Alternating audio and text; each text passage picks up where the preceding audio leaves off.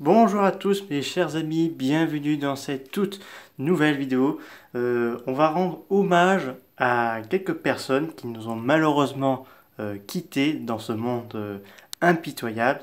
Trois grands maîtres japonais, que ce soit dans le tokusatsu, le kaiju-iga et dans l'animation japonaise, notamment Yu-Gi-Oh! Car vous savez qu'il y a eu un très grand choc pour beaucoup de monde, donc je voudrais les rendre hommage.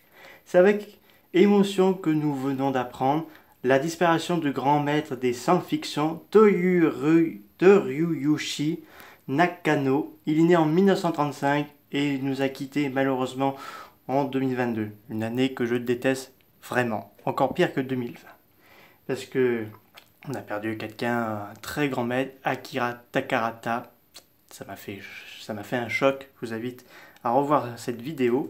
Alors, je vais vous lire qu'est-ce qu'il a fait. Il fait partie des assistants de Yuashi et Iji Sorabaya, qui est né en 1901 et mort en 1960. Sur de nombreux classiques tokusatsu de Toho. Il travaillait sur King Kong vs Godzilla, Astragon, Mothra contre Godzilla. Après le décès de son mentor, Nakano Sam fut nommé à la tête du département des effets spéciaux des studios Toho au début des années 70.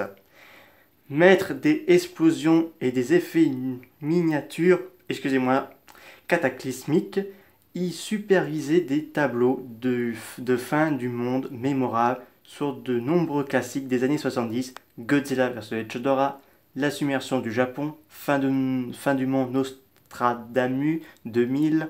Dans les années 80, il permet à Godzilla de retrouver sa rage avec le Return of Godzilla en titre japonais 1984, pour enfin tirer sa révérence avec Princess from the Moon 1987. Il laisse ensuite son collègue Koichi Kawakita, qui est né en 1942 et mort en 2014, prend en main le destin des monstres géants du studio. Nous remercierons Nakano Sam pour son travail essentiel au cœur de Tokusatsu.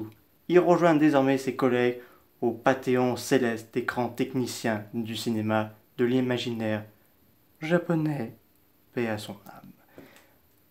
Une autre personne qui nous a malheureusement quittés, alors celui-ci était dans les musiques, alors pas mal pour certains qui connaissent, dans le Super Sentai. Avec une infime tristesse que nous venons d'apprendre le décès de Michiaki Shumen Watanabe, qui nous a quitté à l'âge vénérable de 96 ans ce jeudi 23 juin 2019. Donc ça fait un choc pour tout le monde aussi.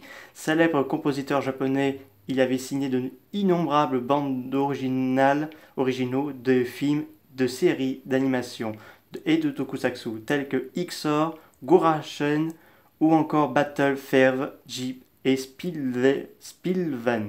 Il laisse derrière lui une filmographie impressionnante qui résonne chez beaucoup et par trouver son confrère Shunsu Kikuchi avec qui il avait littéralement façonné le son de Toei dans les années 70 et 80. Donc là, ça a beaucoup perturbé beaucoup attristé tout le monde.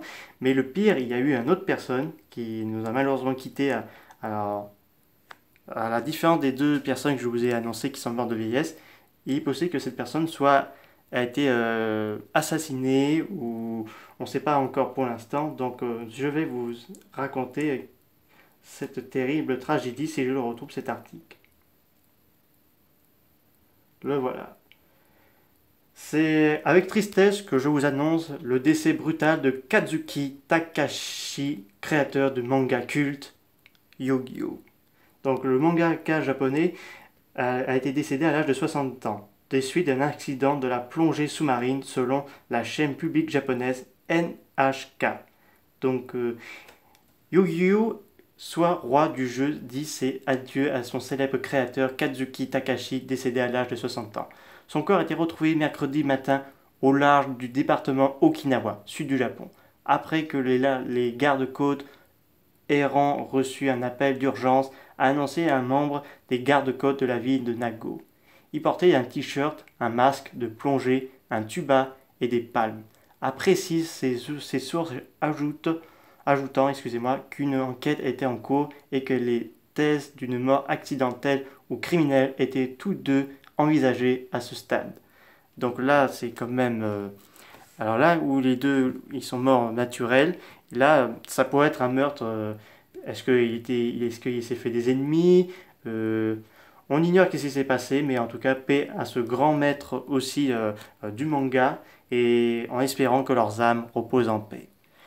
J'espère que cette vidéo vous a beaucoup plu. N'hésitez pas à me dire ça dans les commentaires pour leur envoyer un petit message d'adieu, et on se retrouve très vite pour des nouvelles vidéos.